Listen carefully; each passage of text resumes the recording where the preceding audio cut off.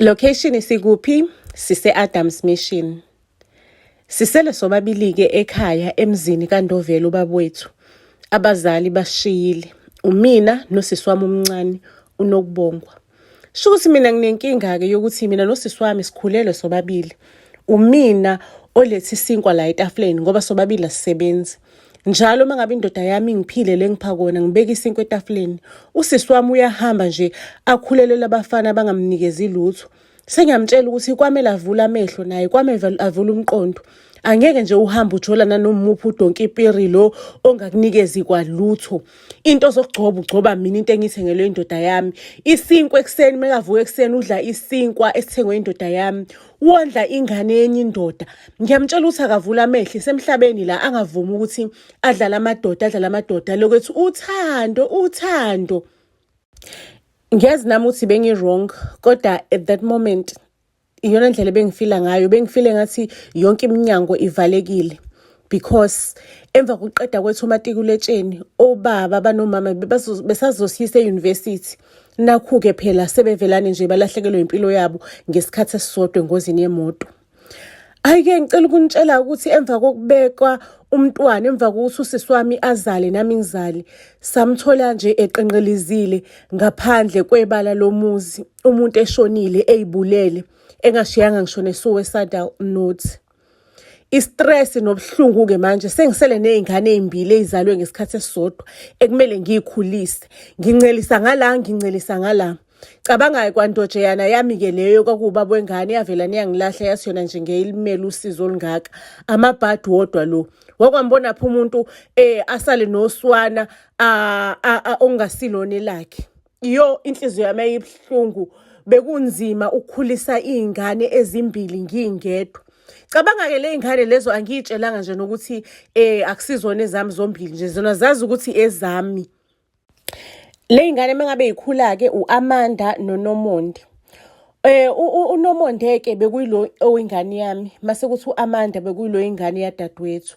Ngicela ukunitshela mengabe ngibakhulisa ingane yami ke nje esikoleni uNomonde bekangaboni lutho mase kuthi ingane yadadewethu uAmanda beka bright bekahlezi nje efundisa lo wami uNomonde emfundisa isikole emfundisa kucaca ukuthi nje impela ayingeni indaba kulo wami. Lo wami bekasitoti-ke bekaphuma kambe odlala nabafana enza izinto ezenziwayo emahlathini nabafana kube nje ukhipha izisu uqhulula izisu after isisu ubuzwa kuthiwa ubonakele kuphi emfuleni edamini la kuphi ngisho noma kuthiwa ixhaphozi lomfula lothi mangabe ubhukude kulona uthola isichenene kodwa nje buzwa nje kuthiwa uba nje nomfana khona lapho impela nje bebhizi benza into zakhona.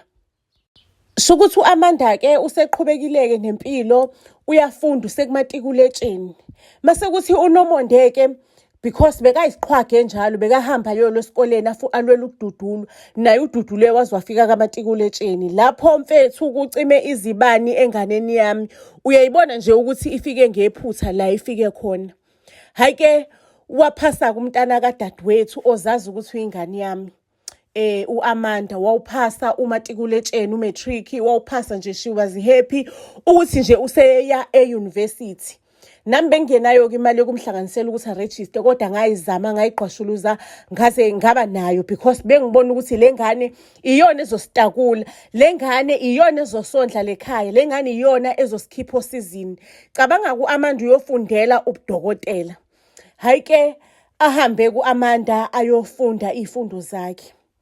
Mangabe buya ke umunu Jesu sekunesoka ke lana elimhlale izithende umfana wakaNxasane.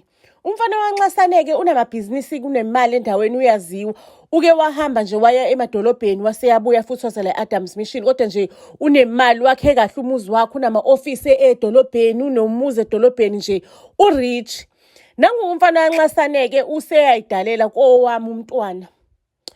Useyayidalela laphayana kuAmanda uyamtshela Amanda ukuthi uyamthanda ufuna abashadi.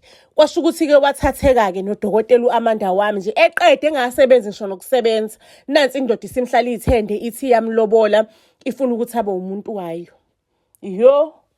Istress esangibamba lapho ukuthi sengihlupheke kanje nalengane ngincelisa ngala nangalana iqeda lapho isifuna ukuzoshada ukuthi imali eyisebenzayo kube imali yakomunye umuzi iyodliwe enye indoda. Mina kade ngizabalaza la ngikhulisa iy'ngane ey'mbili ngenza sure ukuthi angifuni ukuthi izwele ngoba bengibona ukuthi le ngane iwukhiye ye-future yale khaya. Angifuni ukuthi izwele ukuthi mhlawumbe uma bekangibandlulula bengizama ngazo zonke iy'ndlela ungayikhombisi. Isifuna ukuthatha imali ihambe iyoyinikeza enye indoda. I-stress sangibamba sangicindezela impela nje i-stress sangiphatha. Ngasizwa i-stress ngayizwa inkwantalala. Kwamele ukuthi ngiqhamuke necebo-ke njengomfazi. Ngabona ukuthi ukuze le mali le ingaphumi le khaya kuzomele ngibhidlize umshado wale ngane. Kumele umshado wale ngane lo ungabi khona. Ngicela ukunitshela ukuthi ngammema-ke u-future husband lo wami sekuzoshadwa ngammema ngathi ngicela afike la endlini sizokhuluma ngifuna ukumnikeza iy'yalo ukuthi ingane yami ayiphathe kanjani. Hhayi-ke mengabe efika ku-future husband wengane yami umfana wanxasane ayisifike sihlale nje sichile ngimnikeze utshwala nami ngiqhabula iwayini siphuze nje. Hayi man kube mnandi, conversation was good, was flowing, kube mnandi nje zikhiphe. Ngilokhu mina ngimphakelile utshwala ngiyazi ngifakeni utshwaleni bami ngilokhu ngimphakelile hayi umfana wanxasaneni uyagenxela akabona ukuthi zikhiphaphi wadakwa lokhu ukuthi usenyamaphepha akasayikhumbuli akasazazi nokuthi ubani.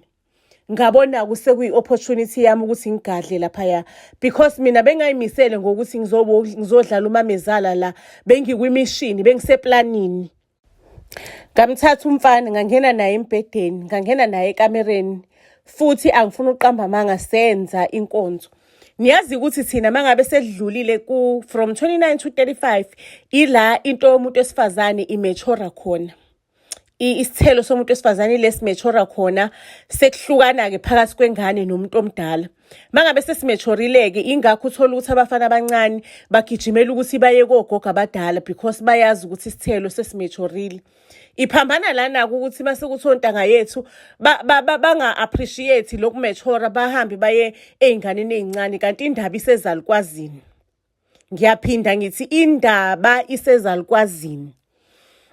Hhayi-ke umfana wabantu uthe mangabe evuka nje wavuka useceleni kwami embhedeni nami sengiyachiphiza iy'nyembezi ngiyakhala ukuthi kodwa ungenzelani lento ongenza yona mangabe usuphuzile ungiphushe ngenkani la embhedeni ngathi ngithi wangivodloza phezu kwami. Umfana wathi uthi lapho nje sengiyakhala ngiyamtshela ukuthi indodakazi yami izoba heartbroken akumelanga ithole ngalesimanga ngoba i-arrange umshado indodakazi yami izolimala kakhulu. Ngicela ukuthi indodakazi yami ingatholi ngale senzo lososenzile. Ungimoshile impela angikuvulelanga icala. Uyazi ukuthi mina ngagcina ngoba balabantwana ukuba nomuntu wesilisa.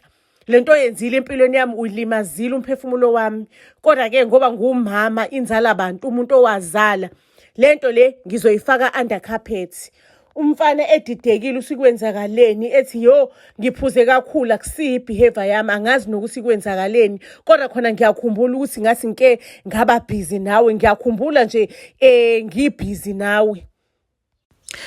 Few weeks later before umshado ngimbize-ke futhi-ke upotential brother son in law wami ngimbize-ke umuntu wengane yami ngimtshele ngithi lalela-ke mfana wanxasane sekwenzakala iphutha-ke la.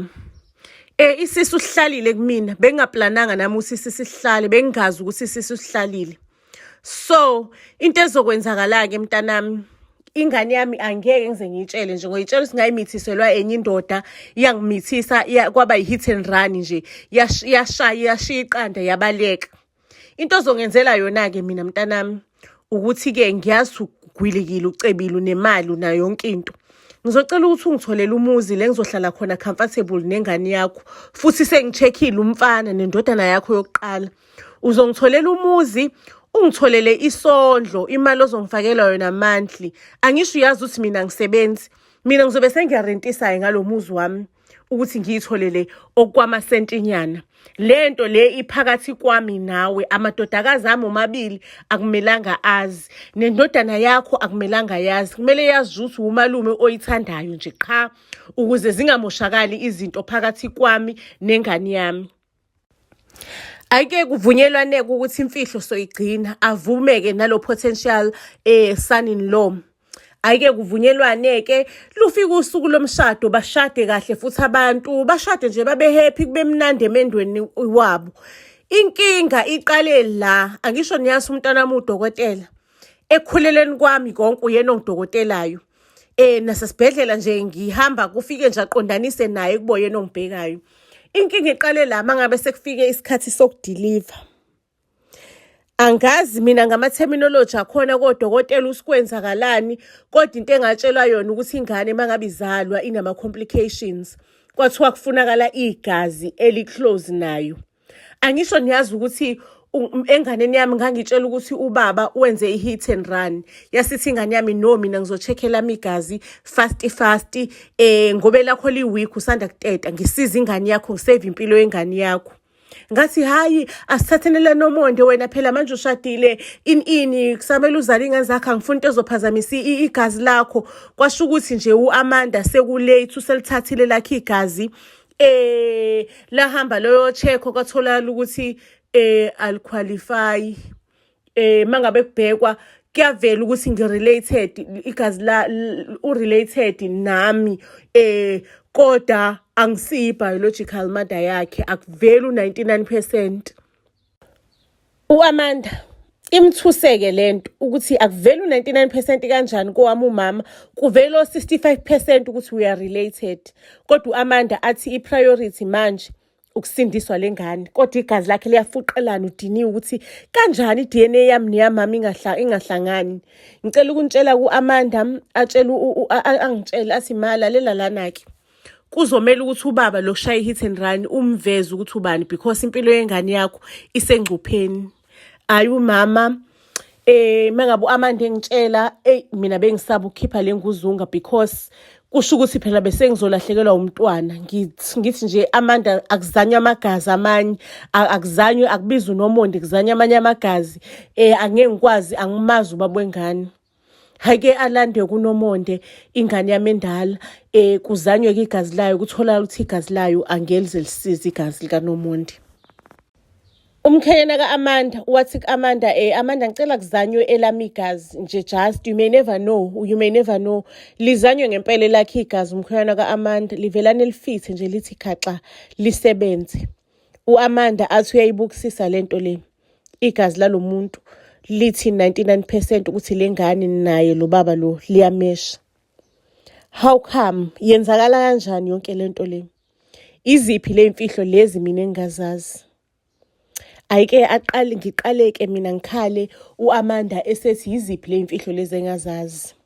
Ngimchazele ukuthi indoda yakho yangenza kanjena. Athi lo mfana ngiyakhumbula kahle mama, khuluma iqiniso. Wena angizange ngayithathele, uwena owangidraga wangiphosa embedeni. Mina nje uwena owangibiza ngalelo langa wathi ufuna ukunginikeza imiyalo ukuthi ingane yakho ngiyiphathe kanjani. Mina sengivuka ngisembedeni ngiphuza utshalo obuncane kabi ngivula sengisembedeni nawe. Uwena ngoba bufuna indlu ufuna imali. Ngoba uyitshela ukuthi ingane yakho nje besishade nami ngosathola lutho from yona. uAmanda engengane wahlanganisa u1 no2. Washo ukuthi ma ngitshele ukuthi kwenzakala kanjani ukuthi mina igazi lami alisiwu 99.9% ukuthi uMa wami kwenzakala kanjani. Kwamele ukuthi ngimlandiseke istory from ukuthi kwenzakalani. Ayidinwanga kanje ingane yami yadinwa yahlanya ukuthi mase ungazowenza izinto ezimbi kanje just because ufuna ukuthi ucabanga ukuthi mina ngingakulahla uMa wami ngingakondli. Usungaziwenza izinto ezikanje ma uzungimoshele lo wami umendo. Ngizokutrasta kanjani ma? Ngicela ukunitshela ukuthi uAmanda wangiduba nje kanjalo wahamba. Nanengane lo mkhonyana ingane le wayithatha bahamba bangishiya kanjalo bangitshela ukuthi I'm not worthy ukuthi ngingakhulisa ingane. Mangabe kuukuthi ngifuna ingane angihambe ngenkantolo ngiyobaliswa enkantolo. Ngizolwa kanjani enkantolo ngingena senti? Wena ungalwa kanjani enkantolo ungenamali? uAmanda esehleli yedwa wacabanga ukukhula kwakhe kanye noNomonde ukuthi isho ukuthi besingazali uMa oyedwa, uMa wayibulala, kodwa uMa wenza ngazo zonke indlela ukuthi ngingaboni. Wacabanga zonke izinto, wacabanga ngisho sengiyomhlanganisela imali yokuthi hambe orejista yonke le minyaka ewu-7 ehambe erejista efundela ubudokotela. Ecabanga nemali ngiqwashuluza imali yokuthi akhone ukuthi adle phambili ngimhlanganisele izinto. Wabuya umntanami wathi, ma, lokho okwenzile, isenzo senzile, simbi impela. Simbi impela, simbi kakhulu. Kodwa ngiyaxolela mama. Ngiyaxolela, asibuyeni nje sixolelane, sigezane, sihlambulukelane, sibe umndeni o-happy futhi. Hey, umntanami isibindi abanaso ukuthi angixolele. Bese ngisele nalo hlanya la kubo lolu lwengane yami uNomonde. uNomonde-ke bafethu ubeke nje kuyintombazane epha abafana nje, ey'phela abafana nje, kwaziwa ukuthi intombazane elula. Intombazane elula endaweni. Bengisele naye-ke. Kwathi mangabe kubuya umntanami, inkosi yami u-Amanda, inhliziyo yami yagezeka, yathobeka. Ngaba ngcono ebuhlungwini. Ngikhuluma nje sesumndeni ojabulile again. Si-happy. Uyasisiza naye nala sisiza khona u-Amanda khona la endlini. So udaba lethu ngizolibeka lana-ke kwanamhlanje. Buzz SA to all social media platforms. Isiyolala ibonene-ke ey'torini ey'landelayo. Ningakhohlwa ukuthi nisifollowishe to all social media platforms. Siyanithanda kakhulu.